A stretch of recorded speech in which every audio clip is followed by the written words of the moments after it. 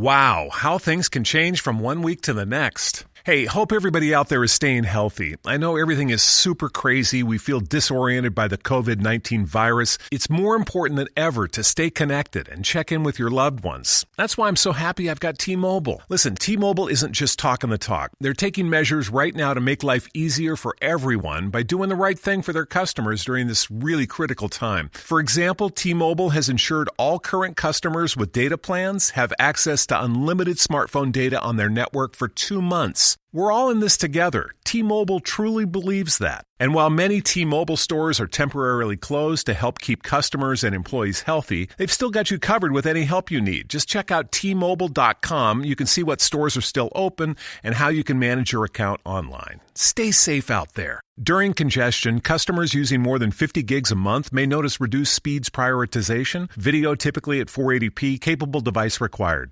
When I woke up this morning, I was feeling pretty dangerous. All right, yeah, our roster looks great on paper. Whoop-de-hell. All right. But at the end of the day, we better be a good team. And you start building that during this time of the year. Get your sorry ass up! Get your sorry ass up! Doing a lot of talking with somebody that ain't do shit today. Doing a lot of talking. Do you think you're better than Jarrell Revis is right now? I'm better than you. My 24 years of life, I'm better at life than you. Dave! Time to go to work! Hey, 36! I ain't never seen you before, huh? Better go tell the coach you need some help. We gonna expose you, boy. All right, we coming at your ass. Welcome to the Fantasy Football Roundtable. Let's go! Let's go! What's going on, everybody, and welcome to another episode of the Fantasy Football Roundtable Podcast. Proud members of the Full-Time Fantasy Podcast Network. You can find them at FTFPodNet on Twitter. You can find me, your host for the day, Matthew Bruning, at SportsFanaticMB on Twitter. We're just one of a ton of great podcasts that are associated with this network, some of which are Jim Day of FF Champs, Bob Lung of the award-winning Fantasy Football Consistency Guide, and the creator of the Midwest Fantasy Expo. He does a great job on his consistency pod. We also have the Hot Take pod, and then, of course, Corey Parsons and Dr. Roto from Sirius XM Fantasy. You can find all of us on fulltimefantasy.com. We are also excited to be partnering with expandtheboxscore.com. You can find them at XTBoxscore on Twitter. They have some of the best NFL and college stats in the business. If you follow me on Twitter and you see all of the posts that I put up of incoming prospects and Devy players, I get all of my stats from Expand the Box Score. It is a great site, and it is extremely hard to find such good college football stats. If you use our code ROUNDTABLE, you can get 10% off of the annual fee, which is just $15 a year. It is a steal of a deal, if I do say so myself. If you like to dive into the analytical side of prospects, it is well worth your time and money. For today's episode, we have got a medical expert joining us. We're super excited about this. He's well known in the community and well respected in the community. He does just a fantastic job when it comes to talking about injuries and just players in general. He is extremely knowledgeable, 10 times smarter than me and Dennis probably put together, and then I would even give Dennis an edge over me. So that's saying, I guess I shouldn't say that's a lot. We're dumb. This guy is extremely smart. We are just thrilled to have him on here. He's waiting right now with Dennis, so we're going to jump both of them on here now, talk about some of the NFL prospects and injuries to some of the bigger NFL players as we move into the 2020 season.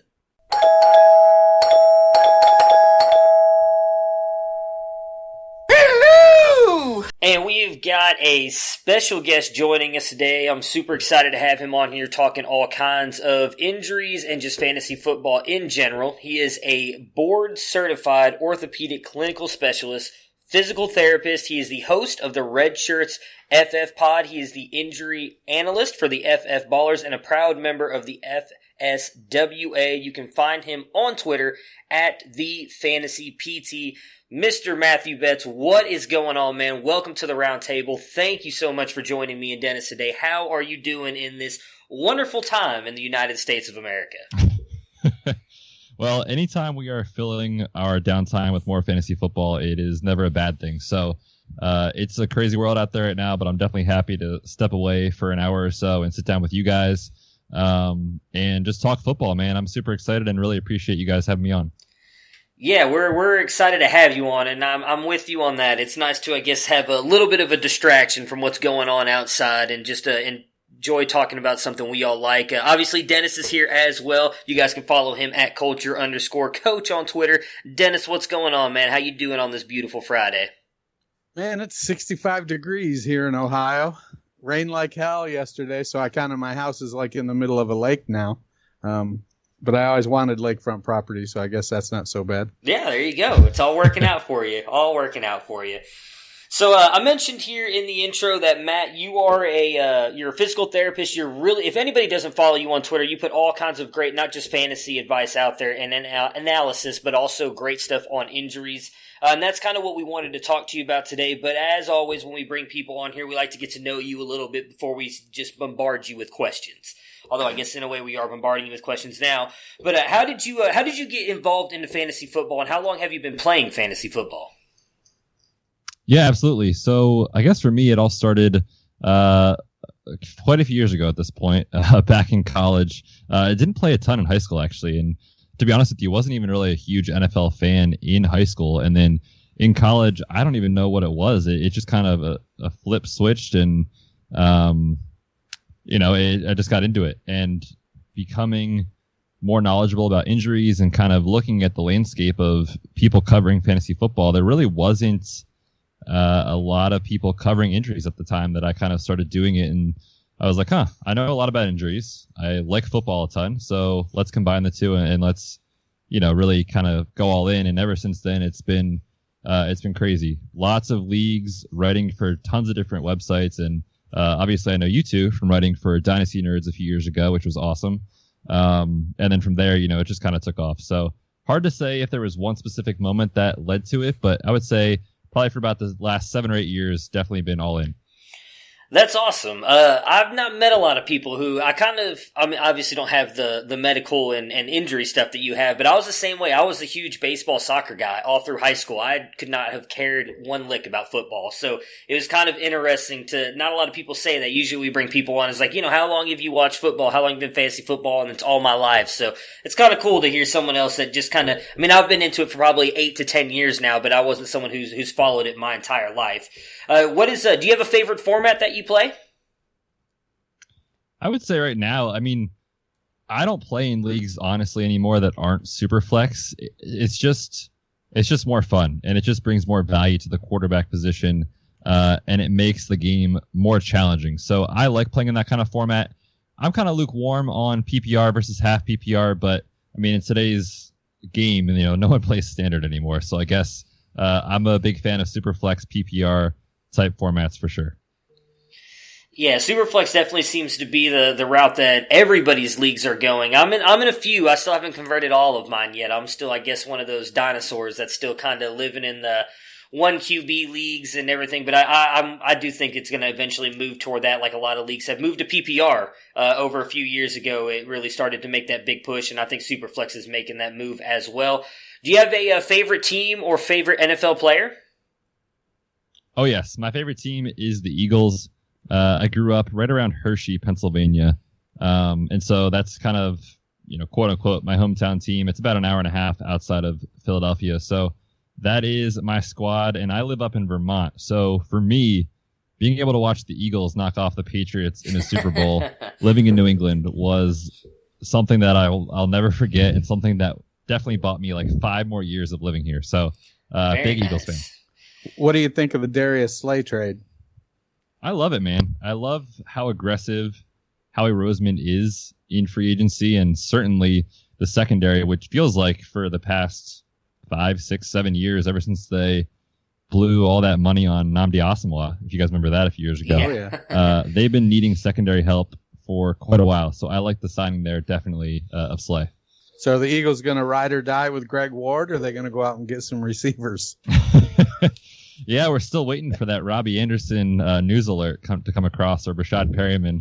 But obviously, every mock that you look at has them taking a receiver in round 1. So certainly they're passing for now. We'll see.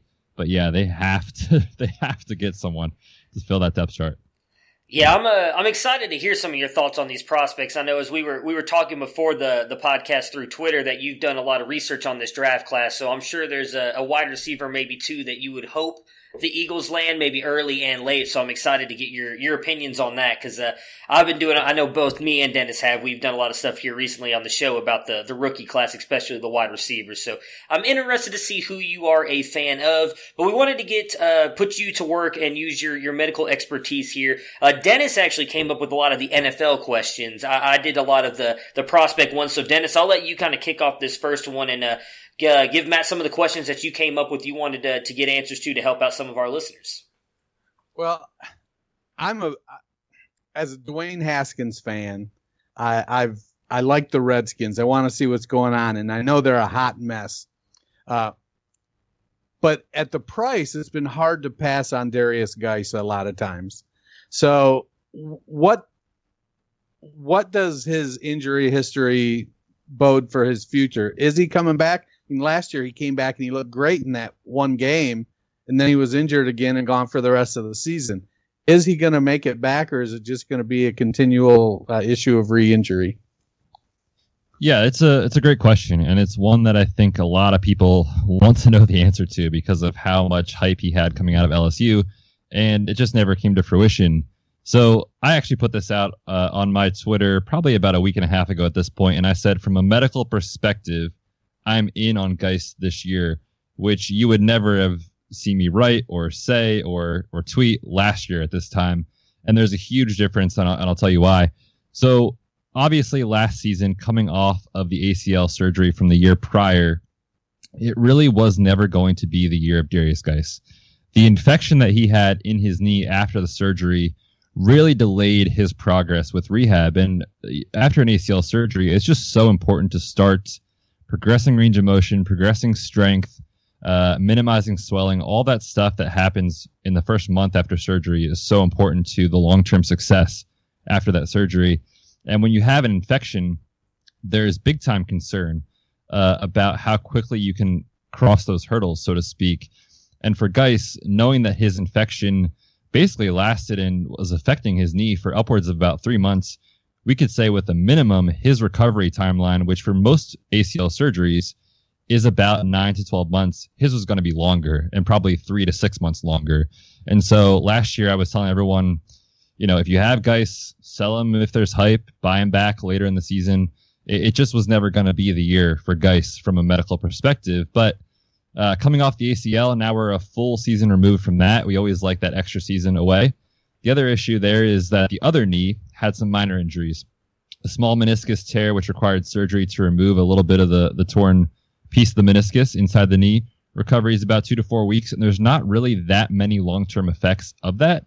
The other small injury was an MCL sprain, which heals very well without surgery. So now we're getting Darius Guice to enter an offseason completely healthy, knowing that he's had at least some NFL game experience and 2 pretty reliably healing injuries in the MCL and the meniscus, and a full season removed from the ACL. So from a medical perspective, I'm in on Guice. Now, I don't know what the Redskins are going to do, and that's a whole different conversation probably, but I feel relatively confident in Darius Guice, especially compared to how I was viewing him last year. So they also drafted Bryce Love last year, who was coming off an injury. People like to hold him up as the poster boy of when the league tells you you're going to be a high draft pick, go, because you never know what's going to happen. But that junior year, Love looked phenomenal. So how do you think he's coming? Is the signing of J.D. McKissick, does that mean that Love's not coming along like they hoped, do you think? Where are we at with Love's injury? Yeah, that's a tough question to answer because there aren't really that many details out there about it.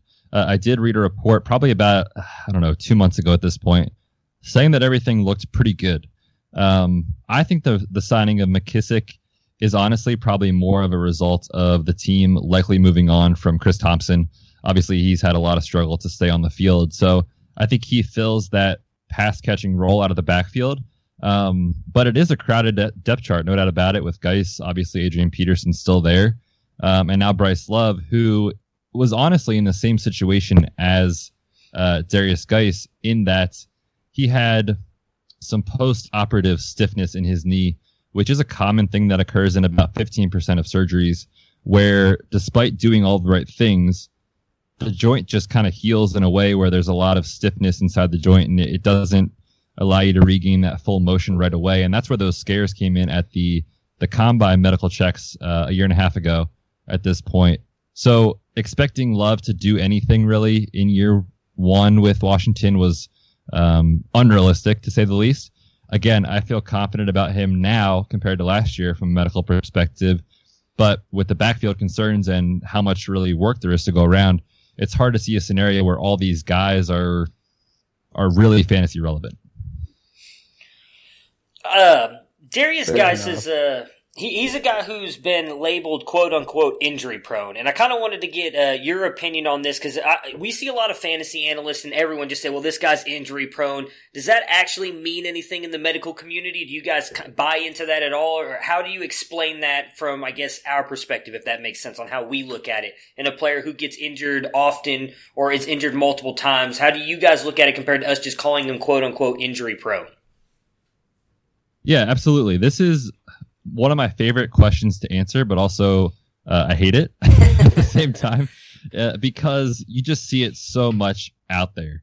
And sometimes it's kind of correct and sometimes it's just not. And for me, what I look at when I look at evaluating a player's injury risk is the history. So anytime I'm on a podcast talking injuries or writing an article, I always make it as simple as I can. And basically, injuries are the best predictor of future injury. So the specific injury matters a lot, right? Like if a guy has a hamstring strain in one season and then has an AC joint injury in his shoulder the next season, that is not injury prone. And the biggest example of that I can think of off the top of my head is Keenan Allen, right? For years, everyone was saying this guy is injury prone, stay away. But you have to look at the history and the specifics of the history, because for him, it was a torn ACL. And in college, it was a PCL injury, which is basically the opposite of the ACL. Still sits inside the joint, but it's a little bit different. And then when he got to the pros, it was an AC joint injury, a broken clavicle, a kidney injury, like just lacerated kidney, right? Just like random stuff. And so you have to look at the trend. Now, one guy that I think is prone to future injury, for sure, is Will Fuller. And that is one that I will 100% agree with the public on, because you look at the trend. Yes, he's had a shoulder injury, but 90% of his injuries are lower body and they are hamstring and or knee related. So there's a recurring theme that we can point to say those injuries are more likely to repeat versus someone that has a shoulder injury, then an ankle injury, then a concussion. Like those just don't correlate as much. So you have to look at the specifics of what the injury is to really answer that question. All right, well, I'm going to throw a curveball at you really quick, because my favorite player is on my favorite team, and that's Odell Beckham Jr. He seems to have a lot of lower body injuries, mostly in the legs and groin areas. So would you say that he is, for the most part, injury prone then? It's trending that way, unfortunately, with what we've seen recently. Now, we gotta talk about what those are, because it definitely matters as far as the differences between the two. Mostly talking about the hip and kind of the groin injuries versus, let's say, like the fractured ankle from a couple of seasons ago. So that definitely can be thrown out. He's past that. Surgery is healed very well. Obviously, he's been back on the field and it's been productive since then. So that we can throw out. But these recurring like hip and groin strains and abdominal muscle injuries, they definitely do take a toll on a player, especially in a sport like football, where you are relying so much on top-end speed and cutting ability and explosiveness. Those muscle groups have to work really hard to kind of stabilize your core and your hip. And so for a player like that, I'm not really willing to call him injury-prone yet, but certainly it's trending in a negative direction to the point where you might ask yourself, is now the time to get out from Odell Beckham if there's someone else in your league who still wants him, etc. So that's kind of how I'm viewing him. I'm not ready to jump ship yet, but certainly there are enough yellow flags popping up. All right, I want to ask one more question on him, because I am truly infatuated with that player. There was a lot of talk, obviously, about that hip and the groin being an issue earlier in the season. Would you, just by, again, obviously you don't know him, it's not like you've been able to look at his medicals, but do you think that could be a reason why it seemed to be such a struggle for him to be such a big play threat down the field for the Browns last year? Yeah, absolutely. I mean, the injury he was dealing with started literally in the first week of training camp. So he literally dealt with it the entire season. And, in NFL, it's such a gruesome sport and it's such a brutal timeline. There's no time for recovery. You just look at, not even talking about rehab, but if you would just think about how the body heals itself, it never happens in just a week unless it's a very minor injury. So these guys are trying to play through nagging injuries all the time. And for him, dealing with, they called it a core muscle injury, which is basically a junk term for meaning one of your groin muscles, one of your hip flexors, one of your core muscles, the attachment point onto the pelvis essentially is either really inflamed and irritated or actually has a tear in it. And those things hurt like hell, to be honest with you guys. So, I have zero doubts that he was playing through pain, definitely not 100%, but it's still encouraging that he went over 1,000 yards in a season where the Browns offense in general was down, right? So, yes, I think he was definitely affected last year. All right, there's another guy that I wanted to bring up, a quarterback who's actually not on a team right now, which is kind of surprising to me, and something that one of the other hosts I did on the show yesterday brought up, or actually it might have been Dennis, you might have brought this up on Monday. Cam Newton, there's a lot of talk, obviously, he's got the shoulder and foot issues the past couple years, and a lot of people think maybe Carolina was so willing to move on from him and go to Teddy Bridgewater was because of the injuries. Do you think this could be a long-term thing for Cam, or do we think he might be back to Superman this season, we are assuming going to be signing with a new team and be healthy? Yeah, there's a lot to unpack in Cam's situation because I think the signing of Teddy tells us some information, but not the whole story, because obviously with what's going on in today's world and the pandemic that we're facing, these guys can't be seen by team doctors to really get truly evaluated. And so maybe if you're Carolina, you're thinking, I don't know when I'm going to be able to get Cam in here to check him out. I'm just going to take the safe bet and move on to a player that we know is healthy at this point in time. So that's one way of looking at it. But to answer your question, is Cam going to be Superman? I don't think so. I mean, he's coming off of a Liz Frank surgery, which is basically a surgery to address ligaments and or bones in the middle of your foot, which always are stressed with cutting movements, planting, and pivoting. And so for a guy like Cam, who's relied so much on mobility to be a fantasy monster, it's hard to see a scenario this season where Cam gets back to that. Not only because of the injury, but now we have to consider he's going to a new team, probably learning a new offense, new weapons that he has to get used to if he actually gets a starting job.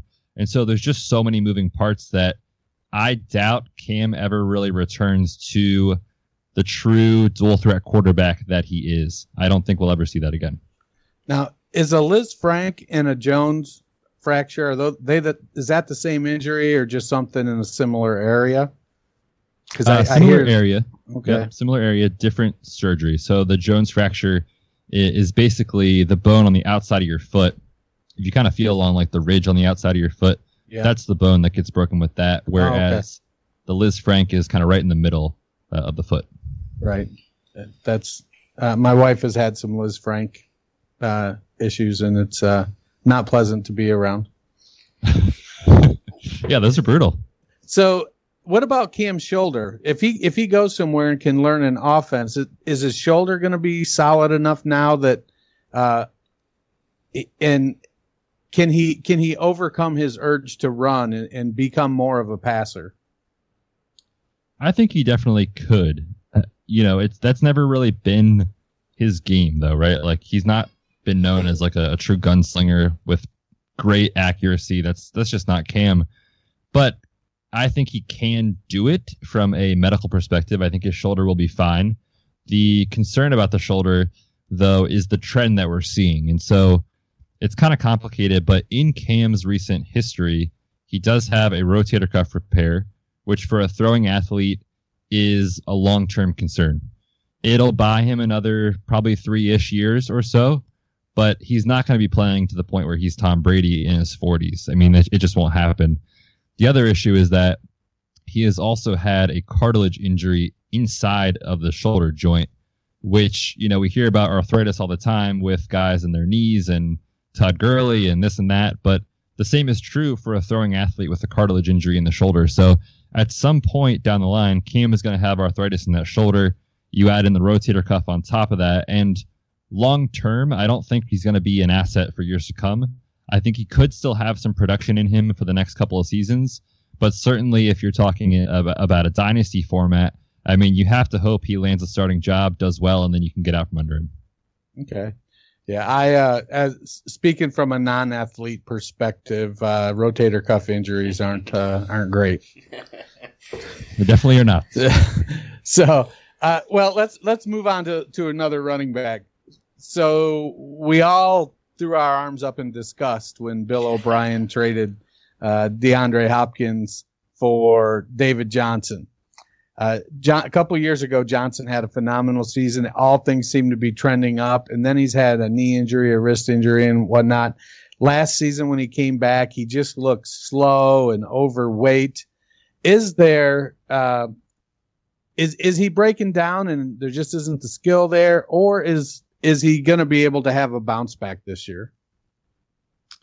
Well, I think he'll have every opportunity to bounce back, right? I mean, when you trade a guy like DeAndre Hopkins for David Johnson and change, it has to tell you that they're going to give him every opportunity to succeed. We did just see Carlos Hyde go over 1,000 yards there last year. So can David Johnson do it? Yes, he'll have the opportunity. Is he the same player? I'm not sure yet. I think we need to see more of him on the field because he did have a back injury early in the year last year as well as an ankle injury, and he just never really looked the same when he got back on the field. So I definitely agree with you. He looked sluggish. He looked slow.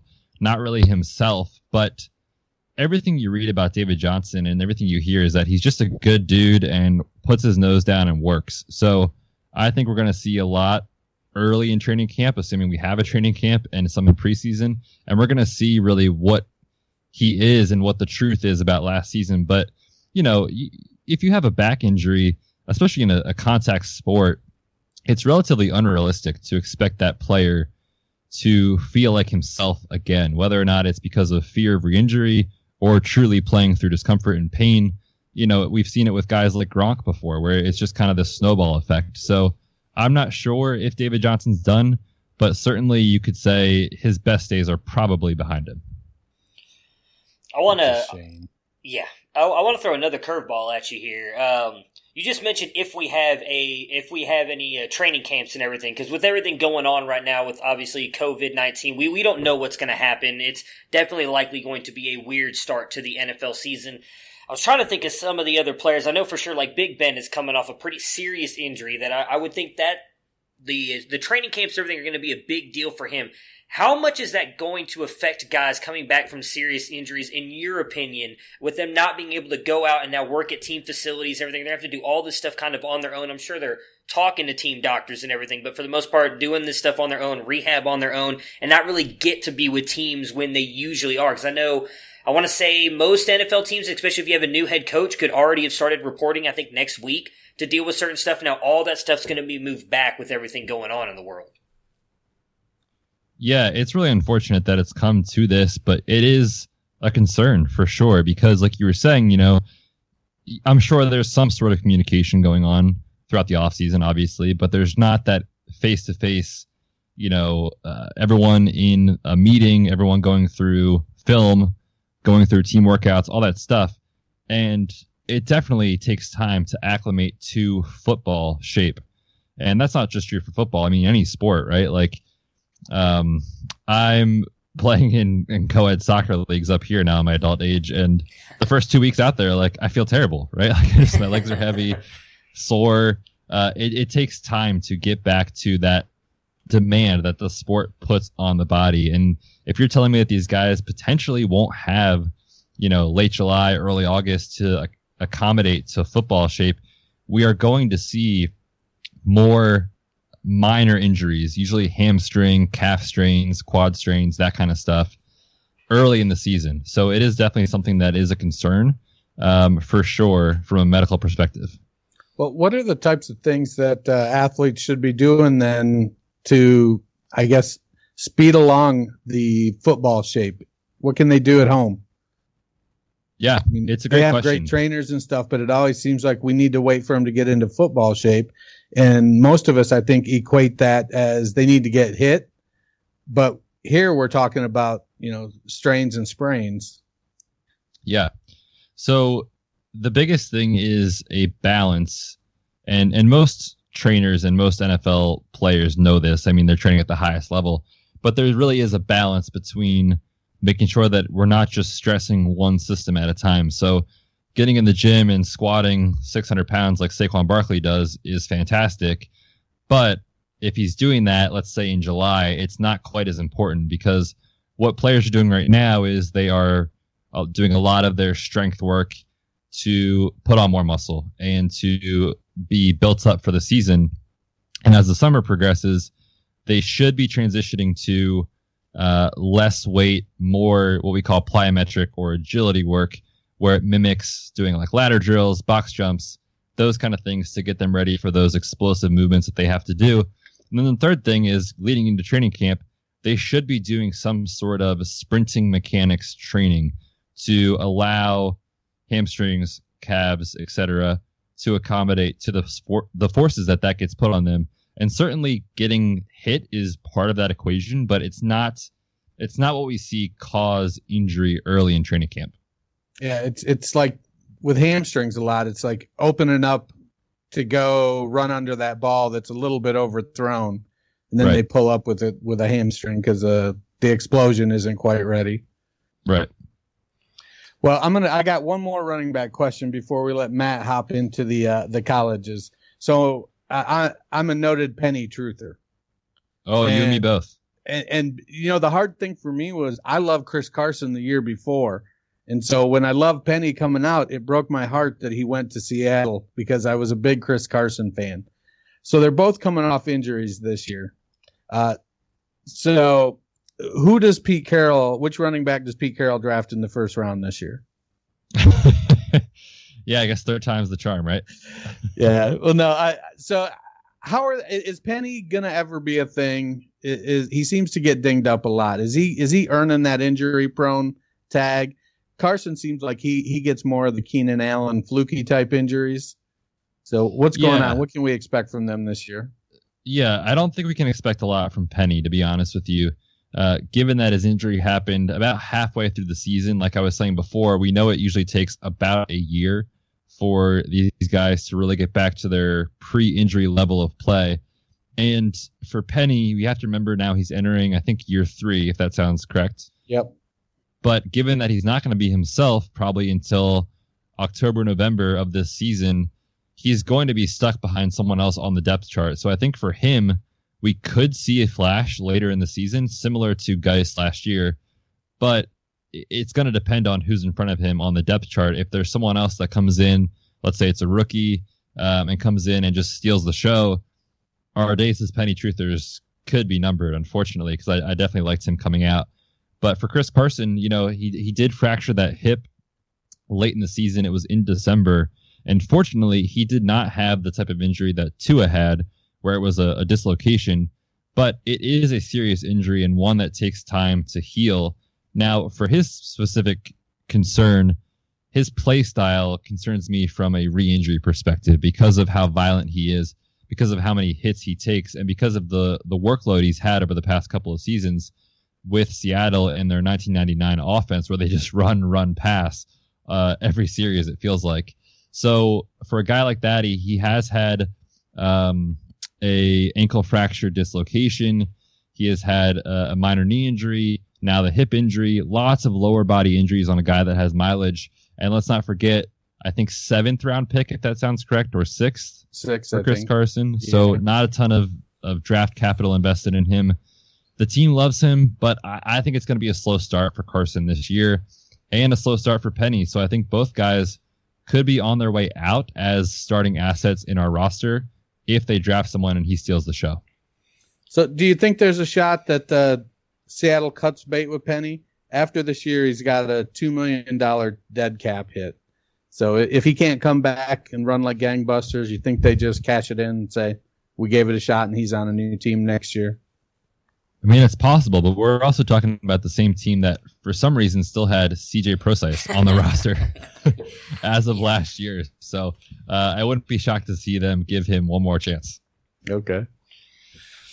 All right, I want to talk about some of the prospects now. The big winner at the Combine was Henry Ruggs, yet he kind of hurt his hamstring running the 40 time, and I saw a lot of people comparing him to John Ross, who seems to kind of struggle with the same injuries since he's come into the NFL.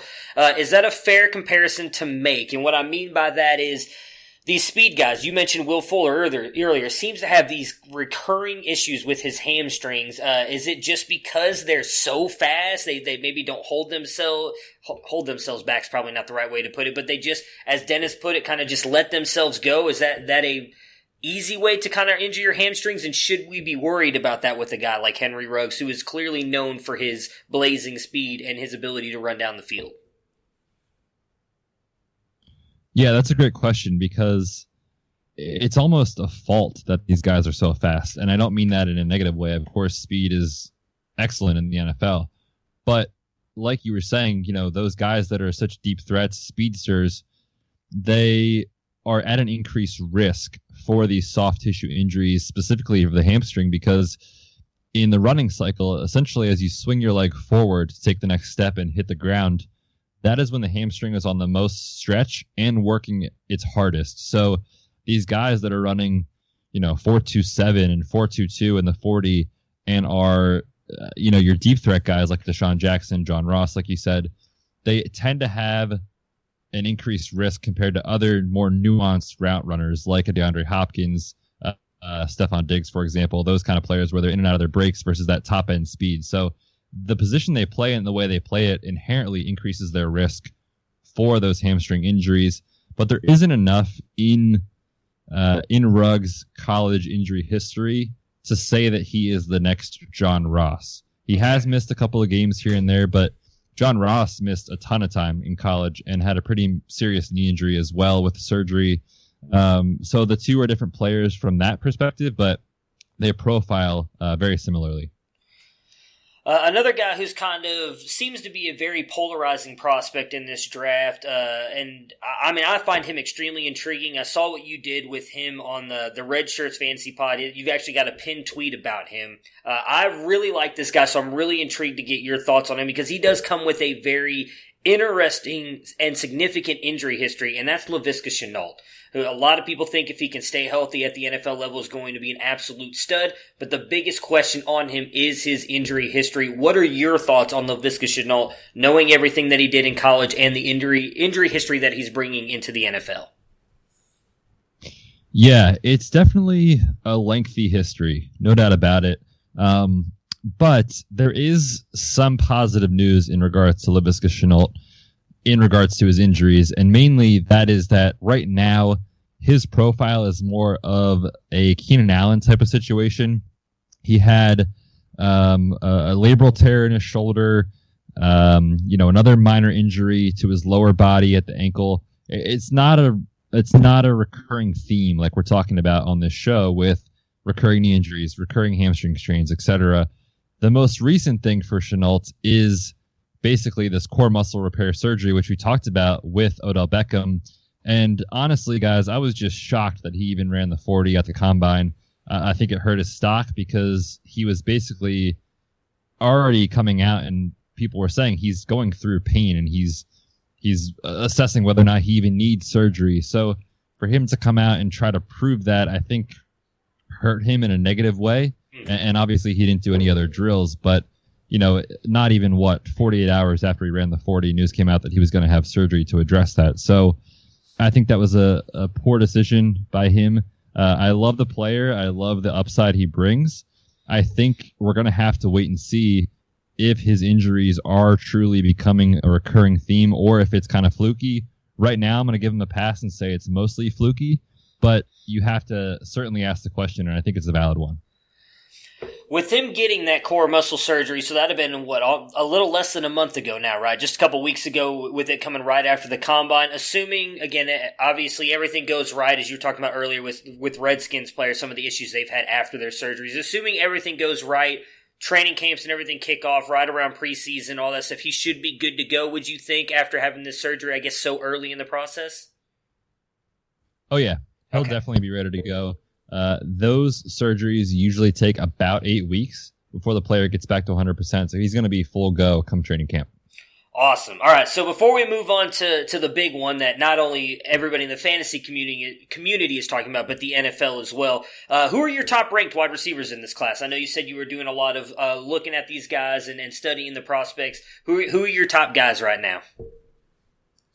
Yeah, absolutely. I mean, it's hard to look away from CeeDee Lamb and Jerry Jeudy. They are just absolute monsters, and at this point, it's hard to see a scenario where these guys don't hit at the next level. Yeah, I'm with you. So which one do you want to land on the Eagles? Because I know you got to have at least one of those guys you're hoping falls to the Eagles in the first round. Yeah, if CeeDee Lamb somehow falls to the Eagles, I will stop what I am doing. I will go buy a jersey right away.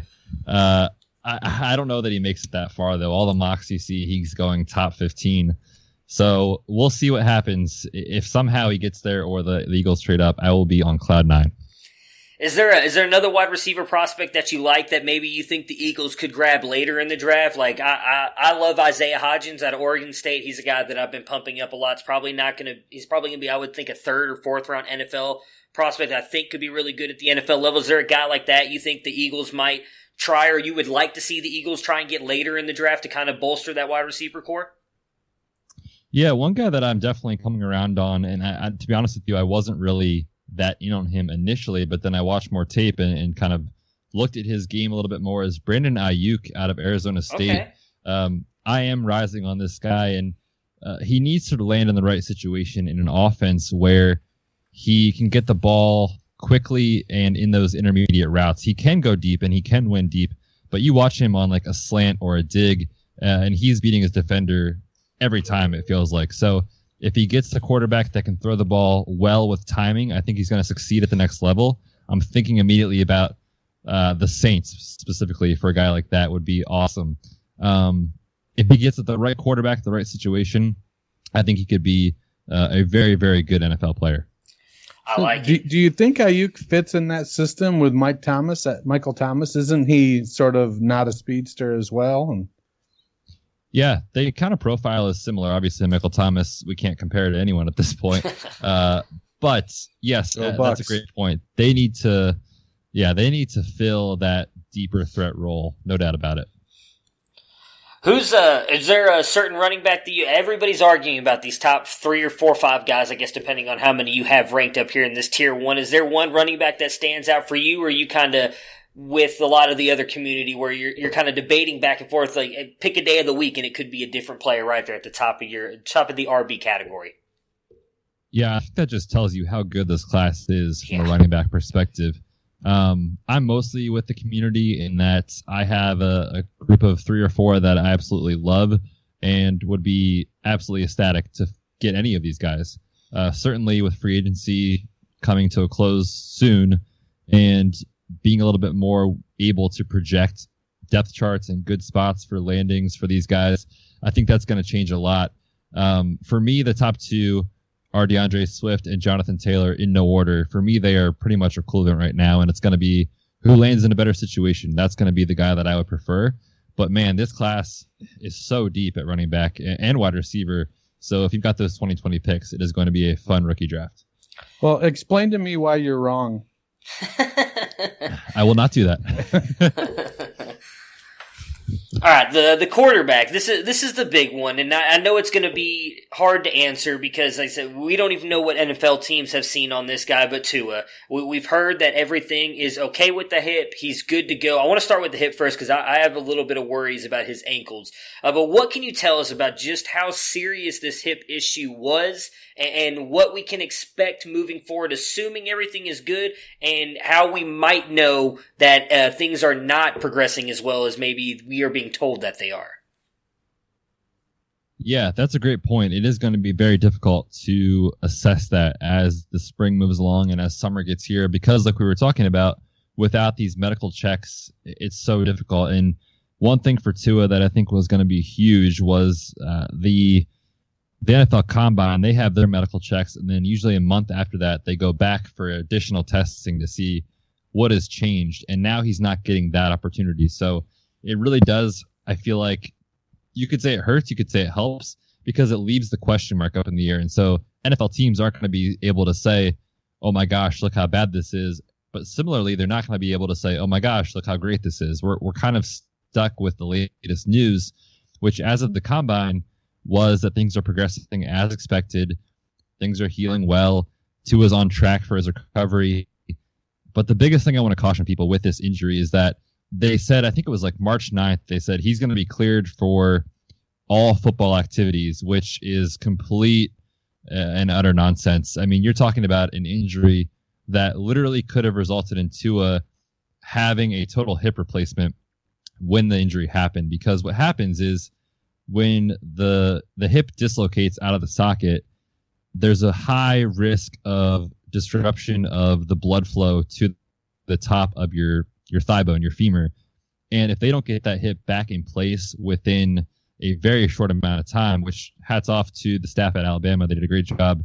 If they don't do that, basically the bone loses its nutrition and it dies. And essentially they have to replace the joint. And if that would have happened, his NFL career would have been over. So it is a major injury. It is one that is probably not going to have him as himself in 2020. I think he has to go to a situation where there is a quarterback on the roster that can let him sit for at least half the season, ideally the entire season, but then really come back strong in 2021. Do the ankle injuries worry you at all? Because I've seen a lot of people say he's had that tightrope surgery on both of his ankles, and that in the long run that may be a good thing. But the way I look at it, I've heard a lot of NFL players say you never want to go under the knife. And so the fact that he's actually gone in and had to have surgery on both of his ankles does worry me a little bit, regardless of what I have not seen an actual medical professional come out and say that it's a good thing for him moving forward, but just other people in the NFL community say, oh no, that'll be good, his ankles are tightened up or whatever it is that tightrope surgery does. Are you worried about that at all with his ankles moving forward, or do you think that surgery helped him to a point where it's not as much as an issue as we saw it was in college? Yeah, this is a really interesting topic, and I'm glad you brought it up, because the hip has just made so many headlines, and that's what everyone talks about. But, Tua spent 3 years at Alabama, and he's had 3 surgeries, which is big time. These tightrope procedures, however, are considered very minor, but they are newer, meaning that even 5-6 years ago, these weren't being done when people would have a high ankle sprain. So essentially what it is they go inside, and the 2 lower leg bones have a ligament that connects them. And whenever you have a high ankle sprain, that ligament gets stretched a little bit, and it can create pain, sensations of instability, and if it's a big enough tear, it can actually lead to a fracture. But basically, what the tightrope procedure does is they tighten up that ligament, and they provide a little bit of external support to the ligament to keep those 2 lower leg bones at a normal position. And so it is never a good thing when an athlete has to have surgery, so I definitely can get on board with that. But there is some preliminary research out there right now that actually suggests that this is a beneficial move long term. So I'm in the community of thinkers that if I had a choice, I would say hopefully no one has to have surgery. But for this kind of thing, I think it actually is beneficial. All right, so if you're the Dolphins and he's sitting there at 5, after everything you've kind of seen and you've read, would you, assuming you have Ryan Fitzpatrick for the whole year, no reservations about drafting Tua, you take him, redshirt him for the year, and kick him off to be the starter in 2021? Oh, absolutely. All right, awesome. I like it. So you would know Justin Herbert love, huh? No Justin Herbert over Tua now? Who are your quarterbacks, I guess I should ask you? Yeah, I'm chalk on this one. For me, it's Burrow, then Tua, and then Herbert. Unfortunately, I'm not coming on here with any spicy hot takes. That's all right. I personally love Justin Herbert. He's one of my favorite prospects in this class. So who's a prospect? You may have already answered this with Brandon Ayuk, but I'm gonna ask you just in case there's a different one. Is there a prospect that you've studied that you don't think enough people are talking about that more people should look at? That's a great question. I mean, there's so much draft coverage nowadays, and so many people out there talking about these players that it honestly is so hard to find quote unquote sleepers, or even in fantasy drafts to find sleepers, because there's just so much content out there. Ayuk is definitely one of those late round guys that I like a lot. I want to remind everyone not to sleep on Bryan Edwards. I like it. He is a guy that I like a lot, and I think as of 2 months ago, everyone liked a lot, but we just don't hear anything about him nowadays because he broke a bone in his foot right before the combine, and so we didn't get to see him compete with these other wide receivers, but he's a guy that's falling in terms of overall ranks, and he's a guy that's no one's talking about with buzz. But going into the combine, I mean, he was a guy that everyone liked a lot. So just want to remind everyone about him, and he's a guy that I'll be watching closely as the next few weeks progress.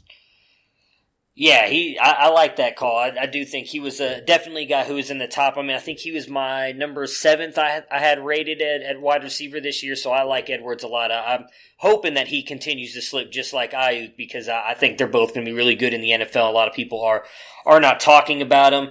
I mean, Matt, that's all I've got. Dennis, you have anything else you want to ask about? Ask the medical professional before we get out of here? What do you think this bump on my head is? No, I'm good. You would be I shocked appreciate at how often that happens. No, I wouldn't.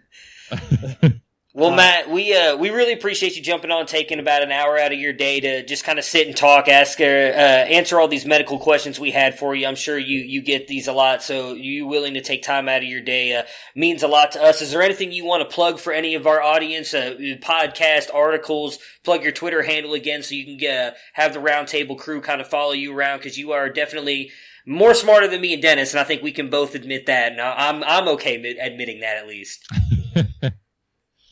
Yeah, thanks a lot, guys. This was a blast. Always happy to come on again. If you guys need anyone to talk injuries or answer any questions about injuries, happy to do it. So thank you again.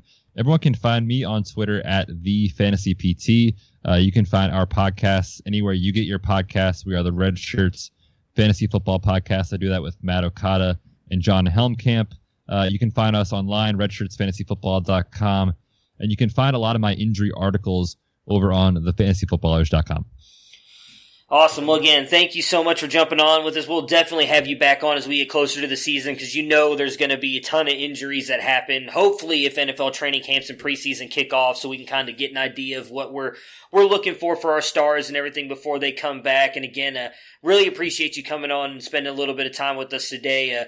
Enjoy your weekend and stay safe out there, and we look forward to talking to you again soon. Absolutely. Thanks a lot, guys. Stay safe out there. Right on. J.K. Dobbins rules. Prepare for glory! I don't know if you got your popcorn ready. Do you got your popcorn ready?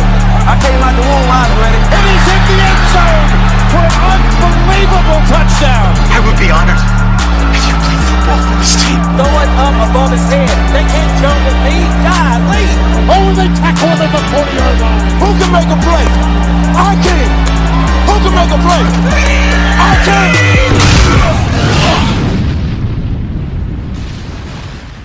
Wow, how things can change from one week to the next. Hey, hope everybody out there is staying healthy. I know everything is super crazy. We feel disoriented by the COVID-19 virus. It's more important than ever to stay connected and check in with your loved ones. That's why I'm so happy I've got T-Mobile. Listen, T-Mobile isn't just talking the talk. They're taking measures right now to make life easier for everyone by doing the right thing for their customers during this really critical time. For example, T-Mobile has ensured all current customers with data plans have access to unlimited smartphone data on their network for 2 months. We're all in this together. T-Mobile truly believes that. And while many T-Mobile stores are temporarily closed to help keep customers and employees healthy, they've still got you covered with any help you need. Just check out T-Mobile.com. You can see what stores are still open and how you can manage your account online. Stay safe out there. During congestion, customers using more than 50 gigs a month may notice reduced speeds prioritization, video typically at 480p, capable device required.